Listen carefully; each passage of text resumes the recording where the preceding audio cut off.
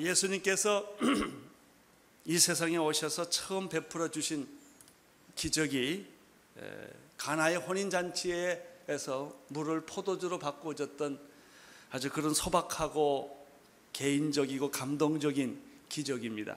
요한복음에는 많은 기적 중에서 특별히 7개를 선택해서 기적을 소개하고 있는데, 그 중에 오늘 기적이 첫 번째 기적에 해당합니다.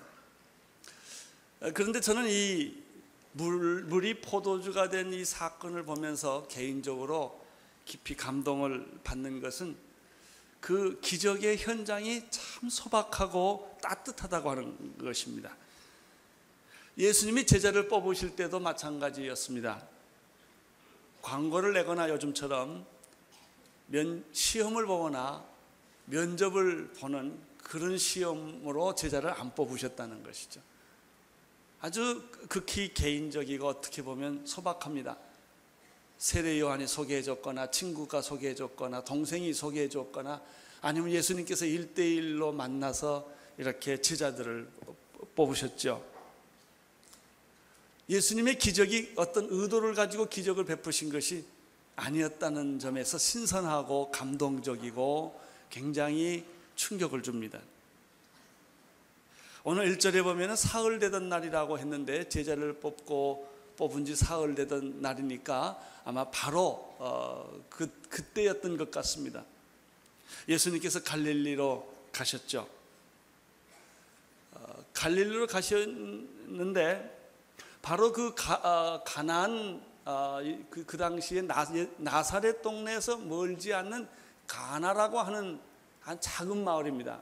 요즘 성지순례를 누구든지 다 하기 때문에 그 가나의 포도주 만들었던 자리를 꼭 가는데, 거길 가보면 이렇게 초라한 도시가 있을까 할 만큼 아주 그 평범하고 초라한 도시입니다. 예수님께서 여기서 기적을 베풀었다고 하기에 가보는 도시죠. 그래서 거기 가게 되면 꼭 포도주 한 잔을 다 먹입니다. 그런 소박한 동네, 사람이 그렇게 많이 없는 평범한 동네에서 한 혼인잔치가 베풀어졌습니다. 1절, 2절을 보십시오. 1절과 2절 시작. 사흘 되던 날에 갈릴리 가나에 혼인이 있어 예수의 어머니도 거기 계셨고 예수와 그 제자들도 혼인의 청함을 받았더니, 그 잔치가 작은 동네입니다. 유명하지 않는 동네입니다. 예루살렘도 아니고 나사렛도 아닙니다. 이런 작은 동네에 결혼이 있었는데 예수님이 계셨고 예수님이 어머님도 거기 계셨고 제자들도 계셨습니다. 그런 걸 보면 분명히 예수님과 친척 관계가 되든지 무슨 제자들과 특별한 관계가 있지 않았나라고 추측을 하게 되는 것이죠. 근데 여기에 요셉의, 예수님의 아버님 요셉이 없는 걸 보니까 많은 분들은 요셉은 아마 그때 이미 하나님 나라로 갔을 것이다, 세상을 떠났을 것이다 라고 생각을 합니다. 바클레에 의하면은 이 누구의 결혼이었냐 하는 것을 이렇게 추측하는 데 의미가 있어요. 아마 이 글을 쓴 세례 요한, 사도 요한 자신의 결혼식이었을 것이다. 왜냐하면 이 가나 혼인잔치 사건을 보면요, 너무나 생동적이고 현장에 목격하지 않은 사람이면 쓸 수 없는 그런 아주 생동감이 있는 표현을 쓴 걸 보면 세례 요한 사도 요한 자신의 결혼식이 아니었겠느냐. 그래서 그 사도 요한의 어머니와 마리아, 예수님 어머니 마리아와의 형제지간이었기 때문에 이런 결혼식에서 많은 분들이 초대를 받아가지고 갔을 것이다, 이렇게 이야기를 합니다. 예수님의 첫 번째 기적이 이 가나의 혼인잔치에서 일어났다고 하는 사실은 우리에게 굉장히 가르쳐주고 깨닫게 하는 게 많아요. 우리가 보통 큰 기적을 일으키려고 하면은 굉장히 멋있는 장소에서, 화려한 장소에서 빵빠르를 울리면서 많은 사람들 앞에서 기적을 베푸실 터인데, 예수님은 그렇게 하지 않았다는 것이죠. 예수님께서 행하시는 걸 보면 의도적인 것이 참 없습니다.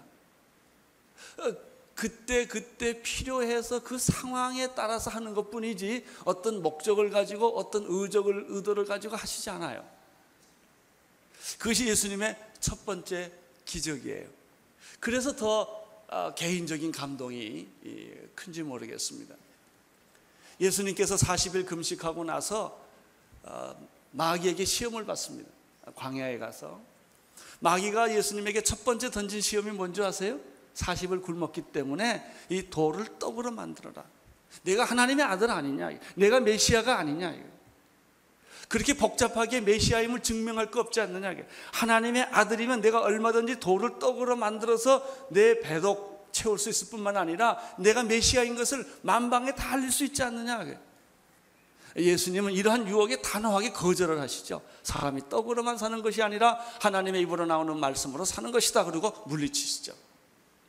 사탄은 계속해서 예수님을 공격하는데 어떤 것을 공격하느냐? 높은 산꼭대기에서 내가 떨어져 내리면 시편의 말씀처럼 천사가 너를 돌봐줄 거 아니냐? 그러면 사람들이 내가 메시아인 것을 다 알게 될 터인데 구태여 십자가 질 필요 없지 않냐 이게.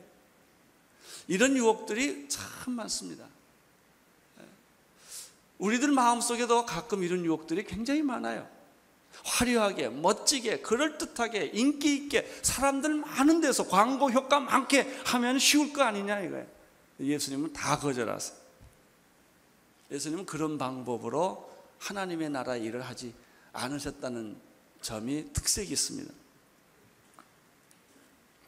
예수님은 가나의 혼인잔치에서 극히 작은 동네에서 소박한 곳에서 결혼식장에서 기적, 첫 번째 기적을 베풀게 되었는데 그 동기가 참 재미있습니다. 왜 예수님께서 여기서 기적을 베풀었는가? 그 이유가 3절에 있습니다. 3절을 보십시오. 시작. 포도주가 모자란지라 예수의 어머니가 예수에게 이르시되 저희에게 포도주가 없다 하니. 예? 왜 기적을 베풀었을까요? 예수님이 복선을 안 까셨어요. 우리가 보통 어떤 일을 할 때 반드시 복선을 깝니다. 이렇게 하면 저렇게 될 것이다. 사람이 제일 기분 나쁜 게 뭔지 아세요? 조종을 당할 때입니다. 뒤에서 누가 나를 매니플레이트해요. 이렇게. 그래서 일해놓고 굉장히 기분이 나빠요. 나중에 그거 처음은 몰랐는데 나중에 누가 나를 조종했다라고 하는 이용했다는 사실을 알고 나면 굉장히 불쾌할 때가 참 많습니다. 예수님이 첫 번째 기적을 가나의 혼인잔치에서 베풀었는데 왜 베풀었느냐? 아주 간단합니다. 왜 기적을 베풀었을까요? 포도주가 없으니까. 얼마나 쉽습니까? 얼마나 간단합니까?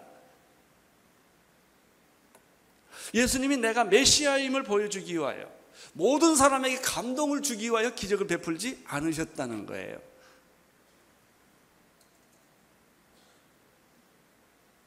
여러분 왜 구제합니까? 간단해요. 그 사람 배고프니까. 왜 치료합니까? 그 사람 아프니까.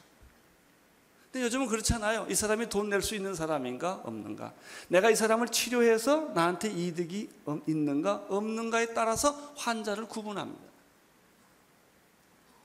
도와주는 것도 마찬가지예요. 내 편이니까 도와주고 내 편이니까 도와주지 않아요. 상대편이면 배고파도 더 죽여버리는 거예요. 왜? 도와주면 큰일 나니까. 이게 세상이에요. 그렇게 되면 더 이득이 많이 있을 것 같은데 결과적으로 보면 나중에 더 큰 불행을 낳게 되는 거예요. 왜 도와줘요? 그 사람이 도움이 필요로 하니까. 왜 위로합니까? 그 사람이 위로가 필요합니까? 적이거나 내 편이거나 상관없어요. 그래서 적십자가 태어난 거예요. 적이라도 원수라도 피 흘리고 죽어가면 도와줘야 된단 말이죠. 왜 전도합니까? 그 영혼이 불쌍하니까. 그 영혼이 불쌍하니까 전도하는 거예요. 왜 선교사로 가요? 남이 안 가니까. 나라도 가야지. 그래서 가는 거예요. 사랑하는 형제자매 여러분, 복선 깔지 마세요. 무슨 일을 할 때 조종하지 마세요. 그냥 있는 대로 하세요. 배고픈 사람에게 먹을 것을 주고, 병든 사람은 치료해주고, 외로운 사람은 위로해주고. 이게 예수님의 마음이에요. 인간을 사랑한 거예요. 사람을 사랑한 거예요. 예수님의 기적의 시작이 예루살렘이나 나사렛에서 하지 아니하고 아무도 모르는 소박한 가나라는 한 작은 마을에서, 그것도 소박한 결혼식에서 포도주가 떨어졌기 때문에 물을 포도주로 만들어 주신 예수님, 이분이 우리의 주님이십니다. 우리는 가끔 우리의 신앙이 너무나 형식화되고 너무나 제도화되고 너무나 많은 형식 속에서, 조직 속에서 우리의 신앙의 현주소를 찾으려고 애쓸 때가 참 많지요. 그것은 어리석은 것입니다. 요즘에 사람들의 마음이 믿어지지 않는 까닭은 무엇일까요? 간단합니다. 다 대선을 염두에 두니까. 대선이라는 것을 놓고 말하니까 그 사람이 아무리 좋은 말을 해도 안 들리는 겁니다. 목적이 있으니까. 그 목적 때문에 말을 하기 때문에 이 당의 얘기도 저 당의 얘기도 이 사람 얘기도 저 사람 얘기도 순수하게 전달이 안 되는 거예요. 여러분이 하는 말이 틀려서가 아니에요. 동기가 나쁠 때는 안 들리는 겁니다.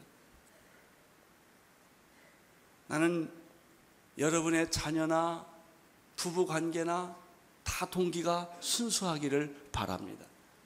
동기가 순수하면 전달이 되고, 동기가 순수하면 영향력을 미치게 되는 것이죠.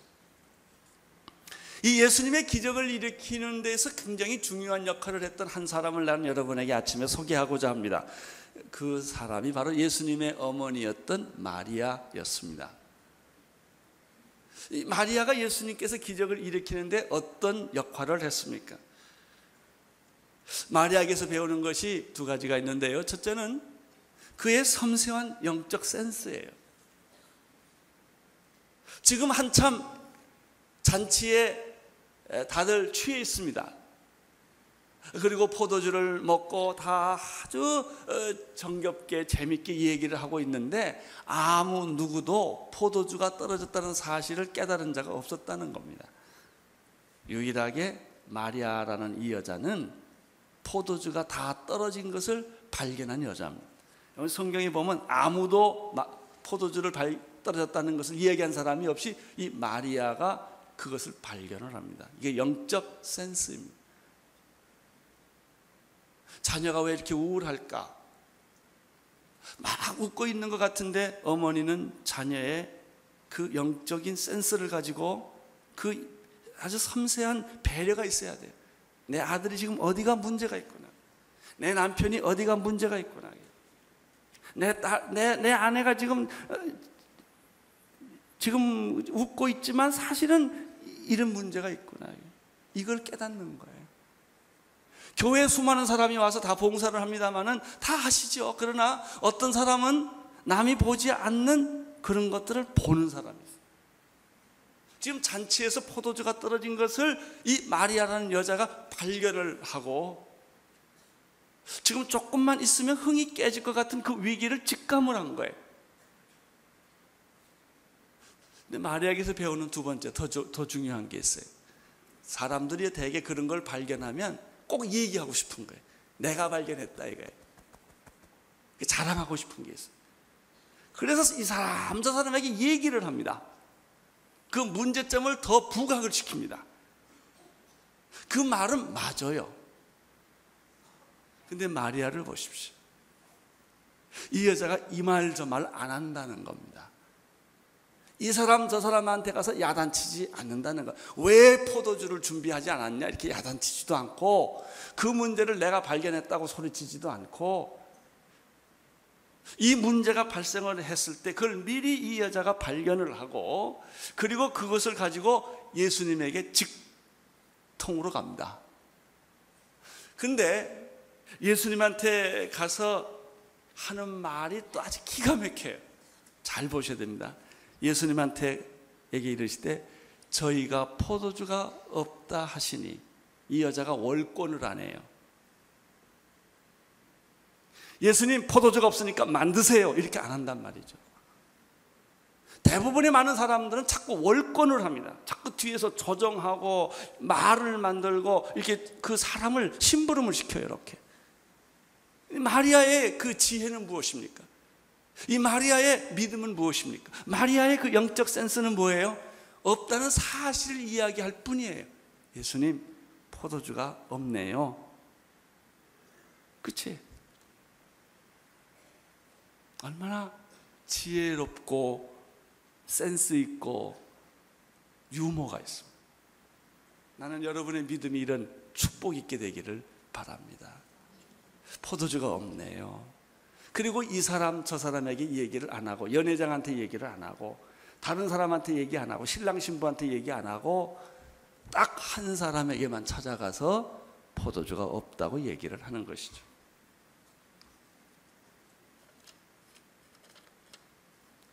무슨 일이든지 내가 할 수 있는 것과 할 수 없는 것을 구분할 수 있는 건 지혜입니다.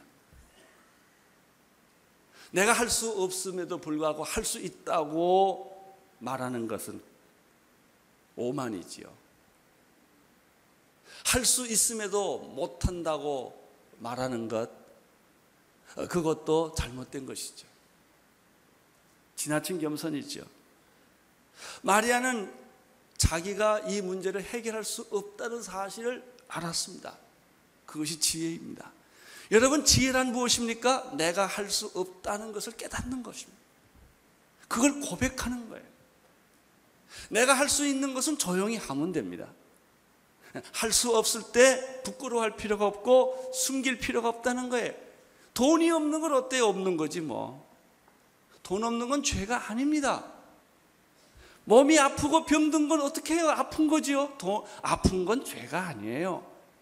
아픈 것은 잘못된 것이 아니죠. 그냥 아픈 거예요. 내가 아프고 돈이 없고 내가 무슨 일을 하다 실패한 거 부끄러운 거 아니에요. 실패한 것이죠. 그런데 그 사실을 예수님께 얘기한다는 것이 축복입니다. 축복이란 무엇인가요? 성공했다는 것이 아닙니다. 잘못됐지만 내가 잘못된 걸 인정하고 내가 못하는 것을 인정하고 이것을 예수님께 겸손히 가지고 나가서 예수님 내가 몸이 아프네요. 꼭 고쳐주세요. 그건 예수님이 하실 일이에요. 여기서 우리는 마리아의 놀라운 모습과 역할을 읽을 수가 있지요. 사랑하는 성도 여러분, 여러분이 할 수 없을 때 없다고 그러세요. 그걸 숨기거나 부끄러워할 필요가 없습니다. 여러분이 못하는 것은 못하는 것이고 할 수 없는 것은 할 수 없는 것이죠. 여러분 할 수 없다고 일이 안 되는 게 아닙니다. 할 수 있는 분에게 찾아가면 그분이 하시는 것이죠. 수고하고 무거운 짐을 진 자들은 다 내게로 오라. 내가 너희를 편히 쉬게 하여 주리라. 그분에게 찾아가시는 거예요. 4절 5절을 보십시오. 4절 5절 시작. 예수께서 가라사대 여자여 나와 무슨 상관이 있나이까?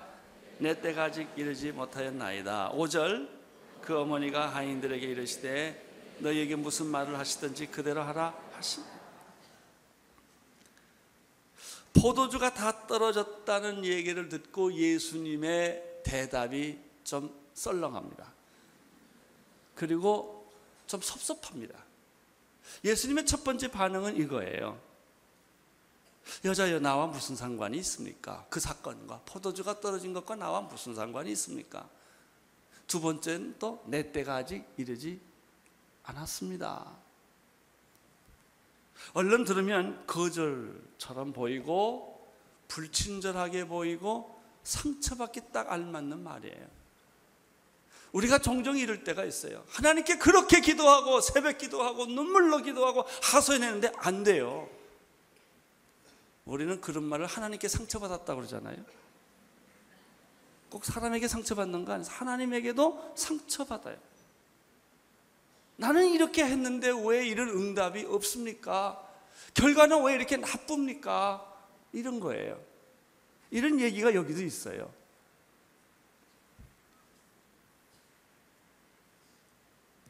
그런데 이 말을 가만히 앞뒤를 보면 굉장히 의미 있는 말.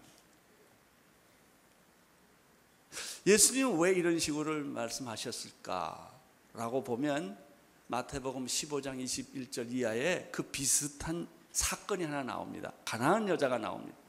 이 가나안 여자가 귀신 들린 딸을 데리고 있는데 아주 흉악한 귀신에 들려서 이 딸이 넘어지고 말도 못하게 비참하게 이 딸이 사는 거예요. 이 어머니가 너무 그 딸이 불쌍하고 안쓰럽고 안타까우니까 이 딸을 가진 어머니가 예수님께 찾아와서 예수님 내 딸을 좀 고쳐주세요라고 이렇게 하소연을 하고 요청을 하고 기도를 합니다.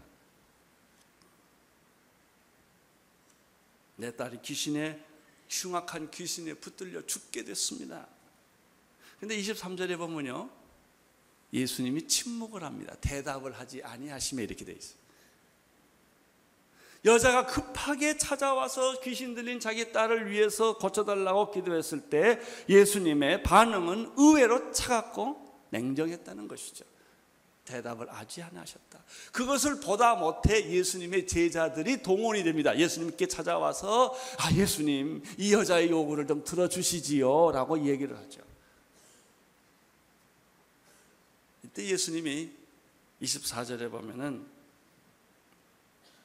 나는 이스라엘 집에 잃어버린 양 외에는 다른 데로 버르심을 받지 아니했다라고 아주 작게 거절을 합니다. 그 말을 듣고 있던 여자가 25절에서 예수님께 더 가까이 나가서 이렇게 절하면서 울면서 기도합니다. 주님 저를 도와주십시오. 저를 도와주십시오. 근데 예수님이 더 듣기 거북스러운 말을 하십니다. 26절에서 자녀의 떡을 취하여 개들에게 던짐이 마땅하지 아니하도다. 얼마나 상처를 받았겠어요. 근데 이 여자는 여기서 포기하지 않아요. 그렇다고 대들지도 않아요.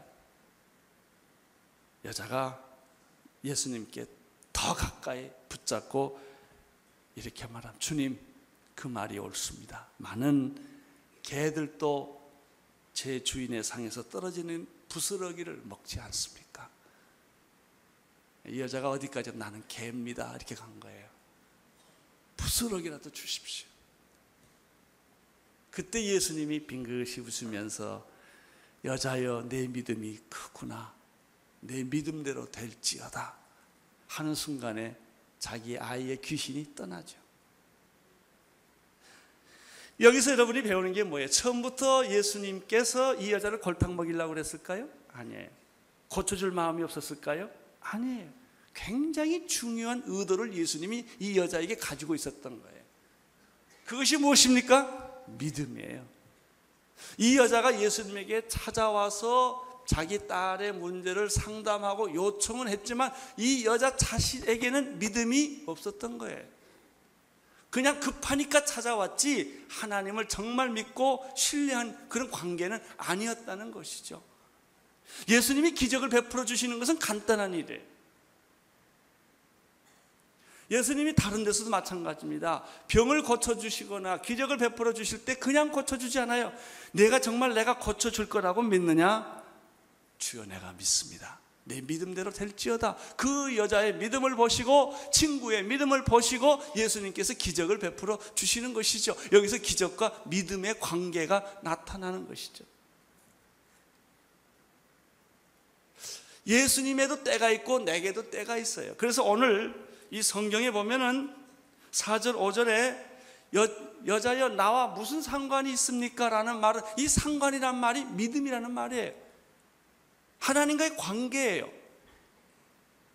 자기 어머니가 나한테 포도주가 떨어졌다고 요청을 했지만은 당신이 정말 내가 이 포도주를 만들 거라고 믿느냐, 그 관계가 만들어졌느냐, 이게 그 상관이 있느냐, 이걸 먼저 얘기하는 거예요. 그리고 내 때가 아직 이르지 않았다는 얘기는 당신이 생각하는 때와 내가 생각하는 때가 다르다는 것이죠. 하나님은 하나님이 행하는 때가 있다는 것이죠. 두 단어가 여기서 나타납니다. 상관이라는 말하고 때라는 말이 나타나요. 여러분, 예수님은 이 포도주를 만드는데, 물을 가리켜 포도주를 만드는 예수님 관심이 없었을까요? 이 지금 잔치의 문제점에 대해서 예수님이 관심이 없을까요? 천만에 너무나 많으신 거예요. 문제는 예수님이 아니고 나예요. 우리의 문제가 먼저 와서 예수님이 좀 바꿨으면 하는 거예요. 예수님 좀 회개하시고 좀 깨지십시오. 내가 이렇게 급한데 당신 그럴 수가 있습니까? 항상 이런 태도예요. 예수님은 내가 깨지기를 원하고 나는 예수님이 깨지기가 원하는 거예요. 누가 맞아요? 우리가 하나님께 나갈 때 시험 드는 게 전부 그거예요. 고쳐만 달라는 거예요. 이 문제를 해결을 해달라는 거예요. 하나님은 그 문제는 그 다음 얘기다. 더 중요한 것은 너와 나와의 관계가 뭐냐 이거예요. 너와 나와의 관계가. 내가 정말 나를 신뢰하고 있느냐? 내가 죽을지라도 나를 신뢰하고 있느냐? 내가 실패할지라도 나를 신뢰할 거냐? 이런 문제예요. 기적이라고 하는 것은 내용의 문제가 아니라 관계의 문제입니다.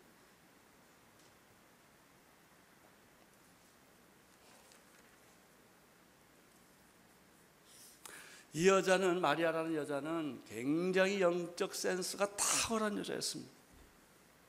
그 말을 듣자마자 벌써 알아차린 거예요. 예수님의 뜻을 알아차린 거예요. 나는 예수님의 뜻을 여러분이 알아차리는 축복이 있게 되기를 바랍니다. 왜 그렇게 하시는지, 왜 하나님이 이런 문제를 나에게 주셨는지, 그렇게 기도했지만 이 문제가 왜 계속 해결되지 않은 채 계속되는 건지, 그런 것을 깨닫는 지혜가 여러분에게 있게 되기를 바라는 거예요. 그 대답이 5절에 그냥 나타나잖아요. 예수님한테 그 말을 듣고 상처받았으면 화를 냈거나 딴 말을 했을 텐데 5절에 하인들한테 하는 말을 들어보면 아주 재밌어요. 그 말을 듣고 마리아가 하인에게 와서 주님이 뭐라고 말씀하시든지 그대로 하시오. 딱 그래요. 너희에게 무슨 말을 하시든지 그대로 하라 라고 지시를 합니다. 마리아는 벌써 알아들은 거예요. 문제의 포인트를 잡은 거예요. 사랑하는 성도 여러분, 여러분이 이렇게 오래 방황하는 것은 문제의 핵심 포인트를 잡지 않았기 때문에, 가장 중요한 것은 하나님과 여러분과의 관계예요. 우리는 하나님과 나의 관계는 다 덮어두고 이것만 해달라는 거예요. 이 문제만 해결해달라고 자꾸 하나님께 얘기를 하는 것이죠.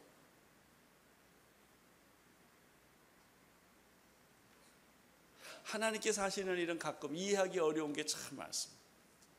예를 들면 노아에게 말이죠. 하나님이 산꼭대기에 집을, 배를 지으라고 그래요. 방주를.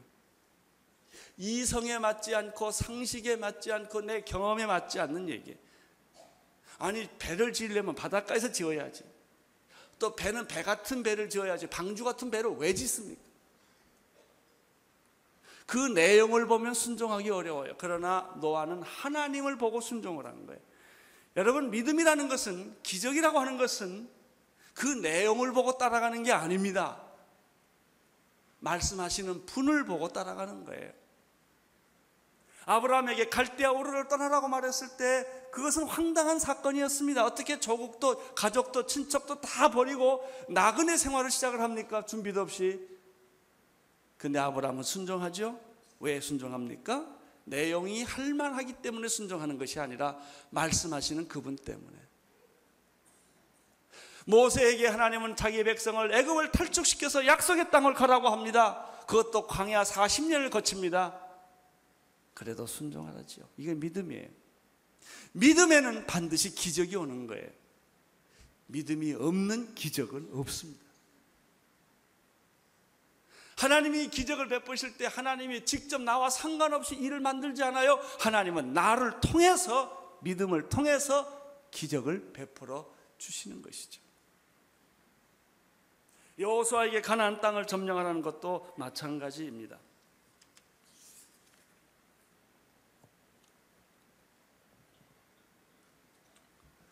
사랑하는 성도 여러분, 여러분 정말 하나님을 신뢰하십니까? 여러분이 원하는 때, 여러분이 원하는 목표가 이루어지지 않았다 할지라도 하나님과의 관계는 지속되고 있습니까? 내가 정말 나를 신뢰하느냐. 재밌는 건요, 아브라함이 말이죠, 75세 약속을 받았어요. 그리고 100세가 지날 때까지 아기가 없어요. 그거 왜 100세까지 간 줄 아세요?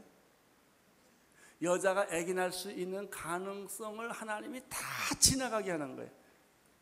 그 전에 아기 낳으면 내가 아기 낳은 거거든요.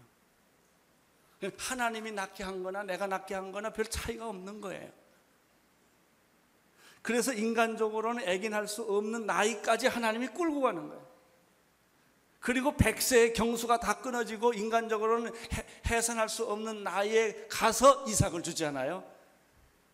그러니까 이 애는 누가 준 거예요? 하나님이 준 거죠. 우리는 하나님이 준 것도요, 나중에 다 내가 해서 그랬다고 그래요. 급할 때는 하나님이 했다고 그래요. 그리고는 다 내가 했다고 그래요. 사람이 했다고 그래요. 그리고 하나님께 감사하지 않아요. 하나님께 영광 돌리지 않아요. 하나님의 주권을 무시한다고요. 왜? 관계가 형성이 되어 있지 않기 때문에.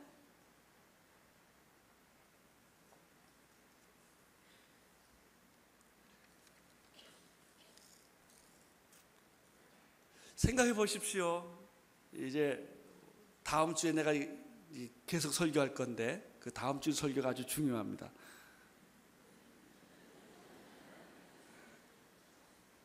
하인이 말이죠, 이제 예수님 물을 떠다 갖다 주라 그랬어요. 했는데 맹물을 두고 가져갈 용기가 있을까요?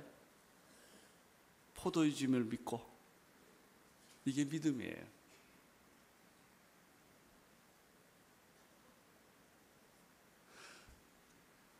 여러분, 기적은 이제부터 일어나기 시작을 합니다.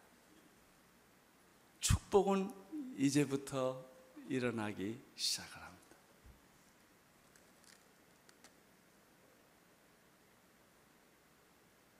여러분 옆에 있는 분들에게 그런 얘기 한번 하십시오. 이제 기적은 일어나기 시작을 합니다.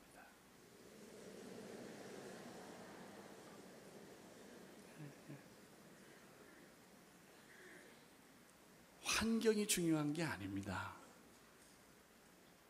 실패도 중요한 것이 아닙니다. 제일 중요한 것은 하나님과 여러분과의 관계입니다. 하나님의 때를 이해하는 영적 센스입니다. 그리고 믿음이에요. 그것이 내 안에서 회복되기 시작하면 하나님은 기적을 일으키는데 시간을 많이 요하지 않습니다. 하나님은 여러분을 축복하기를 원하십니다. 하나님은 여러분이 변화되기를 원하십니다. 하나님은 여러분들이 건강하고 행복하게 사는 걸 제일 원하는 분은 하나님이세요. 여러분, 말씀하신 그대로 하라고 하는 이 마리아의 말에 귀를 기울이십시오. 하나님께서 여러분의 삶을 기막힌 삶으로 바꿔 줄 거예요. 다음 주 설교를 기대해 보세요. 물이 변하여 포도주가 됩니다. 그리고 그 잔치는 아주 새로운 축제의 자리로 바꾸어지는 거예요. 얼마나 놀랍습니까?